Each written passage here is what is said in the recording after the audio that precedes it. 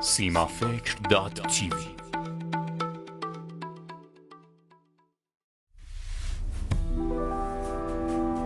به نام خدا. سلام. این هفته داریم درباره نفت، نفحات نفت و مصائب نفت صحبت میکنیم. این هفته داریم درباره مشکلات فرهنگی برآمده از سازوکار نفتی صحبت میکنیم. به گمان من در تعریف دقیق‌تر بایستی گفت نفت همان دولت است و البته دولت همان نفت است.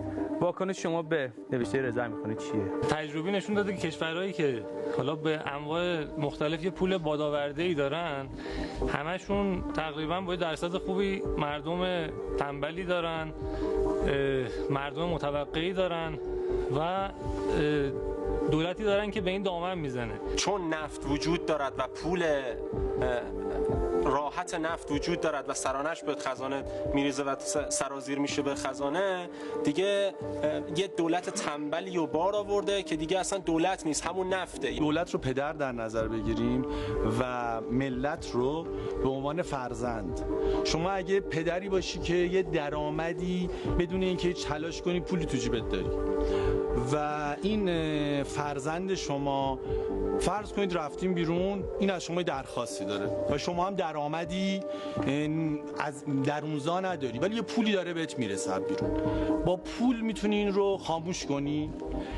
این تا اینجاش اشکالی خیلی ایجاد نمیکنه. مشکل اونجا اتفاق میفته که شما کارهای دیگه‌ای که باید بکنی، باید برای این بچه شب بری داستان بخونی، باید بغلش کنی، باید باش ارتباط عاطفی، اینا رو دیگه ازش چشم پوشی مونه. راضیه این راضی، این بزرگ میشه میرسه به الان میشه 20 سالش. یه آدمیه که اون در واقع توجه ها رو بهش صورت نگرفته، شما یاد نگرفتی، اون یاد نگرفته، الانم نمیتونه رو پای خودش وایسه، نمیتونه بره در باز به پول تو جیبی شما یعنی وابسته است و الان نمیتونی وقتی بهش بدی مشکلات دیگه ایجاد. یکی از مهمترین پیامدهای دولت نفتی اینه که در واقع باعث رشد فساد فرهنگی میشه. در واقع شما نگاه کنید تمام دولتایی که بر نفت تاکید دارن در واقع فسادهای رشد میکنن. این فسادها انواع شاخه‌های مختلف داره، فساد توی بخش‌های مختلف، علاوه اقتصادی، فرهنگی، سیاسی، از هر نوعی داره. در واقع مهمترین مؤلفی که توی دولت‌های نفتیه در واقع خودش ضد فرهنگ، ضد انرژی‌های انسانیه. دولت‌های نفتی به جای اینکه بر روی بخش انسانی تمرکز کنه، نیازی به این بخش انسانی نداره، چون سرمایه مادیشو از بخش نفت داره تولید میکنه. برای همین هر چقدر که بخش انسانیش کمتر باشه، تو تصادفات، تو اتفاقات از دست بده، برای دولت مهم نیست. برای همین در کنار این چون بخش انسانی مهم نیست، هر جا فسادم بشه برای مردم مهم نیست. وقتی ما تو کشورمون ساختار حزبی قوی نداریم، خب من کاندیداتور میرم شعار میدم که ملت من سیب زمینی پخش میکنم، ملت من نفت و سر سفره‌تون میارم، ملت من یارانه بهتون میدم، من رای میارم دیگه.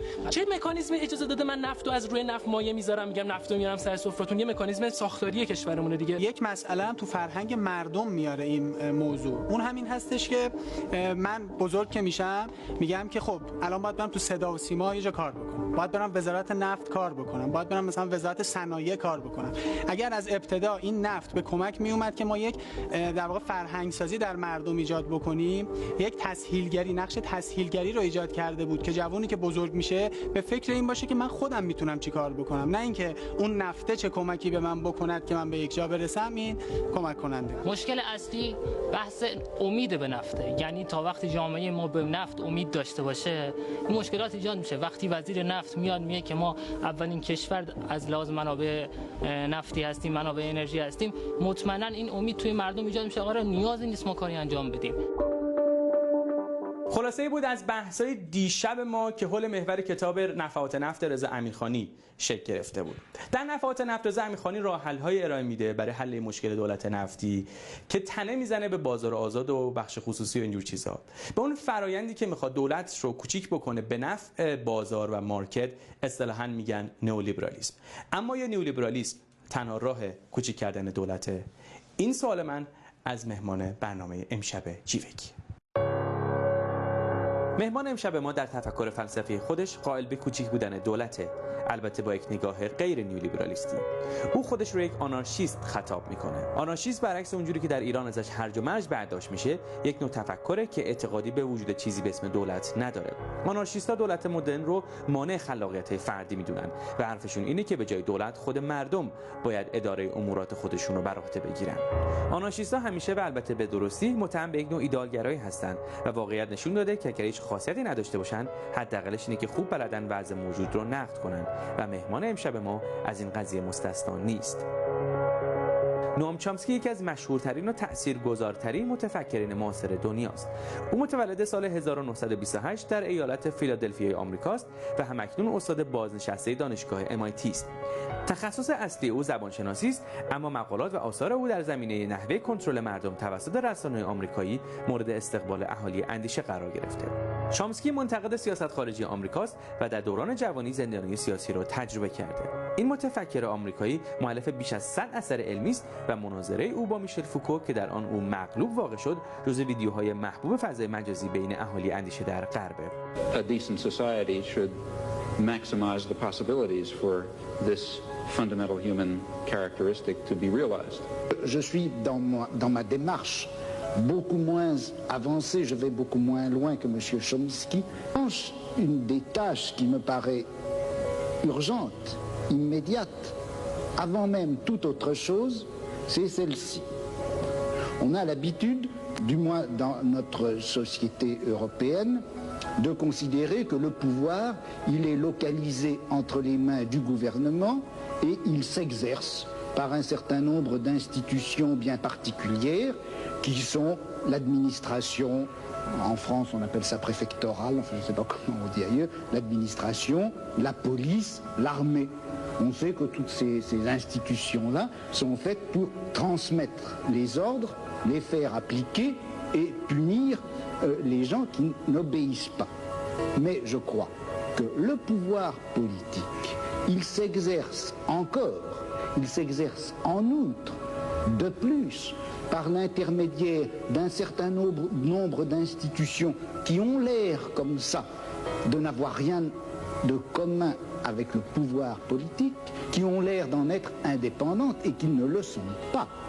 On sait bien que l'université, d'une façon générale, tout le système scolaire, qui en apparence est fait simplement pour distribuer le savoir, on sait que cet appareil scolaire est fait pour maintenir au pouvoir une certaine classe sociale et exclure des instruments du pouvoir toute une autre classe sociale.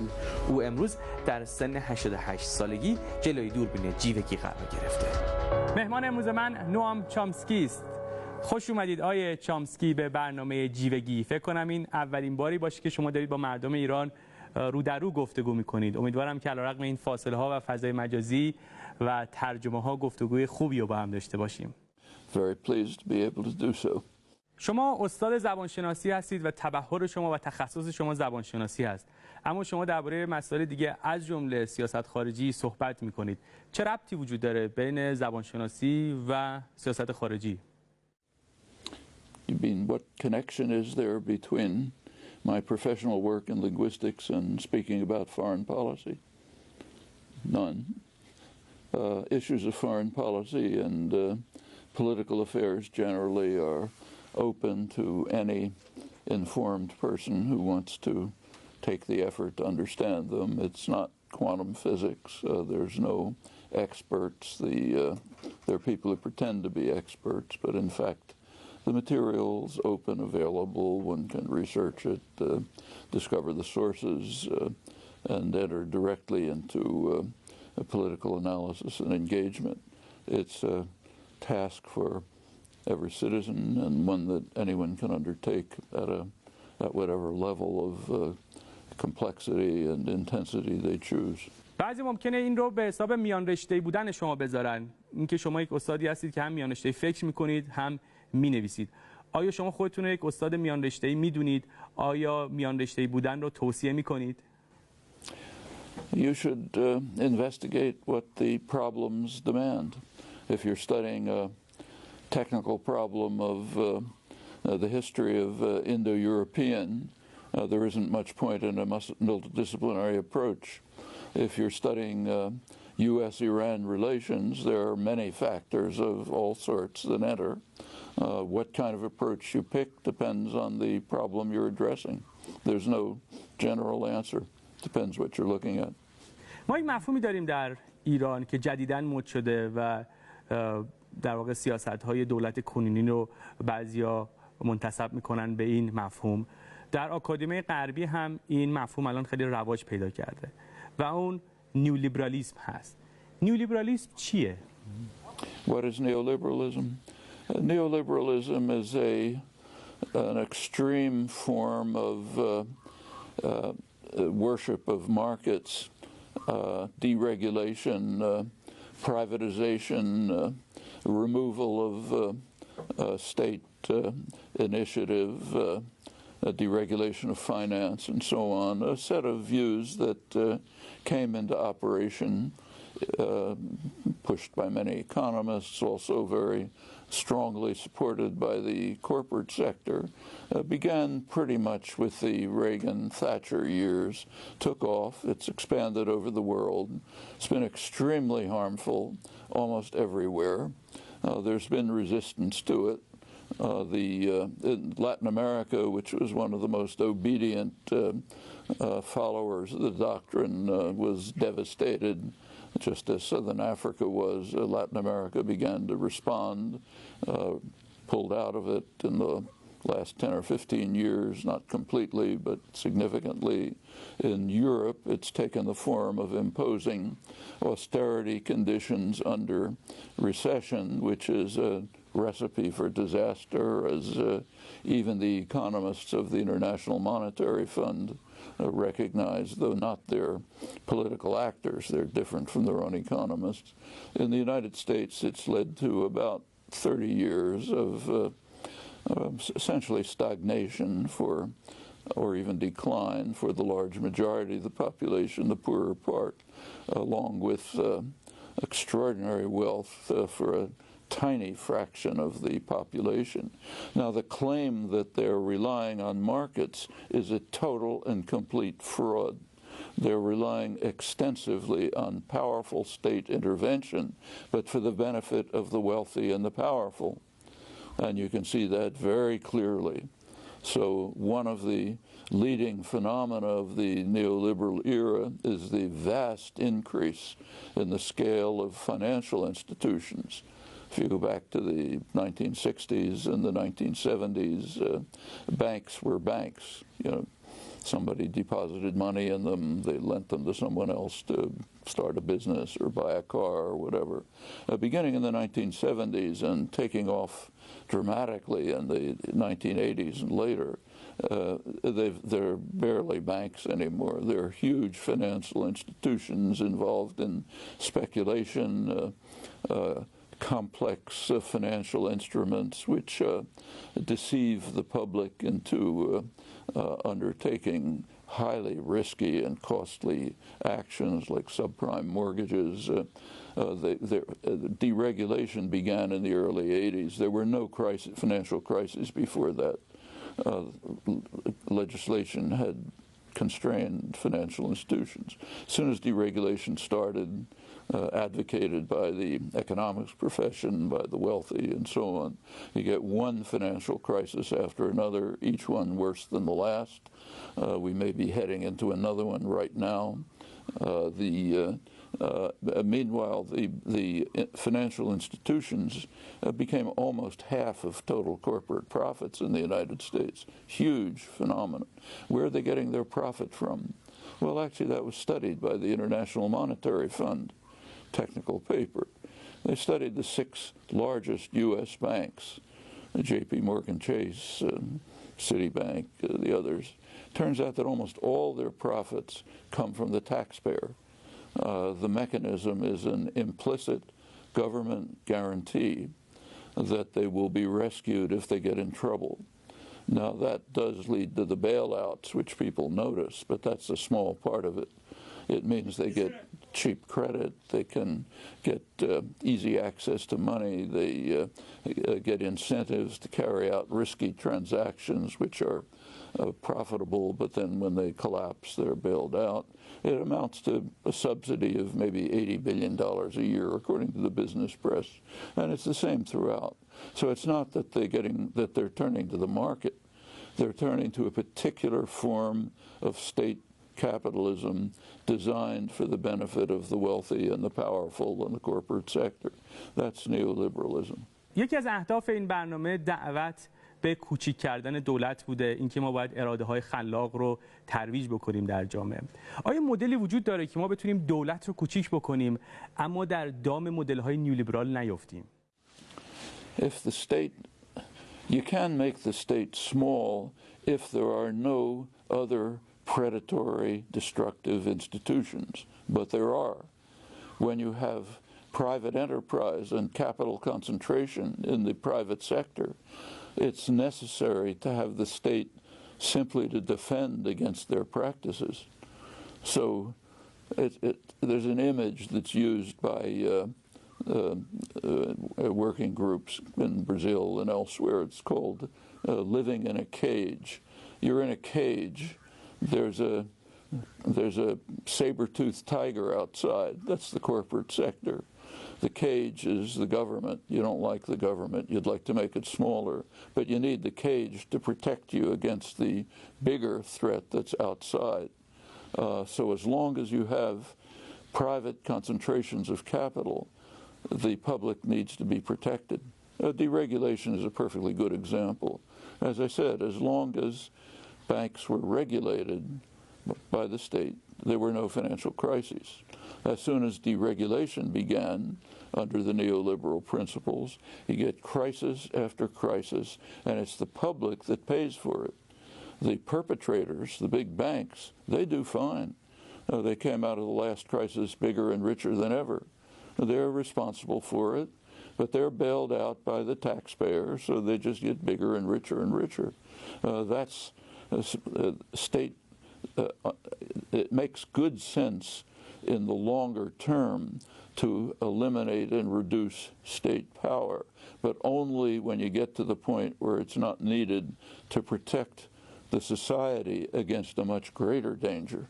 یکی از مشکلاتی که ما در ایران داریم نفتی بودن دولته. این که اقتصاد نفتی خلاقیت‌ها رو از بین برده، اجازه نمیده انرژی‌های مختلف، اراده‌های مختلف به صحنه بیان و جامعه ما رو بسازن. و این توسط خیلی از محققان نقد شده، از جمله رضا امیرخانی که از قضا مهمان شماره 0 برنامه جیوگی بود، برنامه حالا مثلا اول ما. او هم مثل شما آنارشیست، البته با رویکرد گفتمان انقلاب اسلامی. او وقتی میخواد راه حل ارائه بده، راه حلاش تنه میزنه به مفاهیم بازار آزاد و اقتصاد نیولیبرال. و من همیشه به این فکر کردم که آیا یک مدل توازنی وجود داره که ما بتونیم دولت رو کوچیک کنیم اما دولت همچنان قدرتمند باشه که بتونه ما رو در برابر مثلا هجمه خارجی حفاظت بکنه. در این حال اراده‌های خلاق کار خودشون رو انجام بدن، دولت همه جا دست و پاگیر نباشه، بخش خصوصی هم یک استقلال نسبی داشته باشه، ولی خب همه جا رو نیاد بگیره، مثلا مثل مدل آمریکا و غرب. آیا مدل توازنی وجود داره؟ آیا ما میتونیم به این توازن بین دولت کوچیک اما قدرتمند، بخش خصوصی نیمه مستقل و این اراده‌های خلاقی میخوان انرژی انقلابی داشته باشن و میخوان کار خودشون انجام بدن و دولت رو مانع خودشون نمیبینن وجود داشته باشه، آیا ما میتونیم به این مدل توازنی فکر کنیم؟ Yeah. There's no general answer to how strong the state should be. It depends on the nature of the society. You cannot pick one piece out of a complex social economic system and say, let's fix that. Everything is interdependent. So if suppose that, say, the state in Iran, state control of Iran was weakened and the oil was put into the hands of international energy corporations, that would be much worse for Iran. خب بریم سراغ تخصص دوم شما، سیاست خارجی. آیا تفاوتی وجود داره بین سیاست خارجی بوش در نسبت با خاورمیانه و اوباما؟ آیا این دوتا با هم فرقی میکنن وقتی داریم درباره خاورمیانه صحبت میکنیم؟ Yeah, there's a change. I mean, Bush, it's more or less back to something more or less normal. The Bush administration went way out to an extreme of aggressiveness and violence. So the invasion of Iraq, for example, on completely manufactured pretexts, was certainly the worst crime of this century, and a major crime.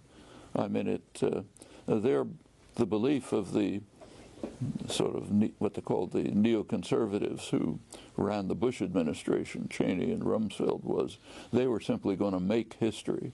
They were going to change the world by force and violence. They'd overthrow Iraq, they'd overthrow Iran, they'd overthrow Syria, they'd run the world by force. They'd be in charge.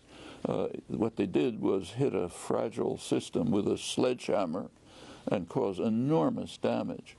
I mean, they killed hundreds of thousands of people, created millions of refugees, ignited a sectarian conflict which had not existed before and is now tearing the country apart, tearing the region apart. And that's happened over and over, actually Obama too. So the attack on Libya was similar. There was a settlement in Libya at the time that NATO decided to attack. Actually, France was in the lead in that case. England followed. The United States followed. There could have been a peaceful settlement, which in fact was initiated by the African Union. And it could very well have worked. Instead, what they did is decided to become the Air Force of the rebels, smash the country, another sledgehammer hitting a complex society. Now the country is a total wreck in the hands of warring militias. It's been a center for the huge flow of arms and jihadis to the Middle East, to Africa. In fact, the worst terrorist atrocities in the world right now happen to be in Africa, most of it flowing out of the Libyan catastrophe. That's what happens when you take complex social systems, which of course you don't understand, and you simply smash them and hope that you're going to rule them. What you do is cause enormous damage. Now, Obama has moved back to a somewhat more restrained position, which I think is basically the right direction to pursue, not enough. They have to turn to diplomacy, negotiations, dealing with the roots of conflict, not just hitting them with a hammer and hoping they'll go away.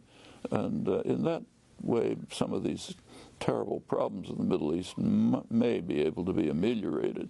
Actually, the whole region is in a horrible state, worse than it's been for a long time. But I think that there are good things that can come out. So take, say, ISIS, which is a total monstrosity. But one thing they've done is something that should be done. Begin to unravel the effects of the Sykes-Picot Treaty, the imperialist treaty of the arrangements during the end of the First World War between France and Britain, which carved the region up in ways that were very harmful to the populations and paid no attention to their interests. It was just done for the interests of the imperial powers. So, for example, Britain wanted the oil fields in the north of Iraq, so that was taken and put into Iraq, area around Mosul and so on. Kuwait was established to prevent the new state of Iraq from having reasonable access to the seas. It would be under British control. France did the same in Syria and Lebanon. It's wreckage. And that's now coming apart in very ugly ways, but maybe something good could come out of it. من کنجکاوم نظر شما رو درباره مذاکرات هسته‌ای ایران و غرب بدونم. نظر شما چیه؟ درباره مذاکرات چه فکری می‌کنید؟ They're better than nothing, and I'm glad that they took place. But, and in fact, Europe is very satisfied with them and is establishing much closer relations with Iran. There are some real questions. For example, there have been, there would be very simple ways to deal with whatever threat Iranian nuclear weapons are supposed to pose, which is an interesting question in itself. There are ways to deal with it. The obvious way is to move to establish a nuclear weapons-free zone in the entire region. Now that's strongly advocated by Iran. It's been strongly advocated by the Arab states. Practically the whole world is in favor of it. There's one reason why it doesn't take place. The U.S. won't allow it. Israel's opposed because it would mean inspection of their nuclear system, and the U.S. is blocking it. Obama just did again. There was just another meeting a couple of weeks ago, an international conference where, at the General Assembly, where there was strong support for it. The U.S. blocked it, and there have been Turkey, Brazil, and Iran reached a pretty sensible arrangement. 2010 was blocked by the United States. The U.S. wants to control the situation, but that does raise a question. Why is the U.S. so concerned about the possibility that Iran might develop nuclear weapons? Actually, we know the answer. U.S. intelligence has explained the answer publicly to Congress. They're concerned that Iran's nuclear programs, whether or not they lead to nuclear weapons, might be a deterrent. And the U.S. and Israel will not tolerate a deterrent. They want to be free to use force and violence without deterrence. That's the actual issue. So yes, I'm glad that the deal went through partially. May still be blocked by Congress, but partially went through. It's better than nothing. But the reasons behind it are it's a very mixed story when you look into it. And the Republican Party is dedicated to undermining and destroying it. Every Republican candidate has said that if elected, they'll end it. Now that won't end the deal. It'll isolate the United States. Presumably Europe and Iran will continue. But it'll exclude the United States, which is a big factor. They're taking moves step by step to undermine the arrangement. A couple of weeks ago, legislation was passed on waiver of visas, and they targeted Iran. So if a British or French businessman has gone to Iran, they're going to have difficulties getting into the United States. On the other hand, if they go to Saudi Arabia, there's no problems at all. And it's supposed to be an anti-terrorist move. There haven't been any terrorists from Iran. They're all coming from Saudi Arabia. But these are the kinds of moves that are being made to try to pick away and undermine the deal. And if a Republican wins the White House, I think it's very likely that they'll rescind it and isolate the United States from the international community. I hope that in that case, Iran and Europe will continue instead of Iran withdrawing. I think that would be the right thing to do, but it could be a very disturbed and dangerous situation. خب وقت این سوال به وجود میاد با توجه به بحث تحریم‌های اخیر، این موضوع روادید که شما بهش اشاره کردید، اگه شما ایران بودید به دولت آمریکا اعتماد می‌کردید؟ If I was a sane human being, I wouldn't trust any state in the world. You should never trust systems of power and domination. You don't trust states. I mean, you look at what they're doing, why they're doing it, what the interests are, what the power systems are behind it, and you draw conclusions about the best way to respond, but not trust. خب به عنوان سوال ما قبل آخر می‌خوام درباره عربستان صحبت بکنیم. ما می‌دونیم که غرب و به طور خاص آمریکا برای مدت طولانی حامی عربستان بوده. چه چیزی این حمایت رو توجیه می‌کنه؟ Well, if you ask the question what justifies it is not the right question. Nothing justifies it. The question is what explains it. Well, what explains it is pretty straightforward. Back in the 1930s, it was understood that Saudi Arabia has extraordinary reserves of fossil fuels, and it is what they called one of the greatest material prizes in world history, as the State Department described it.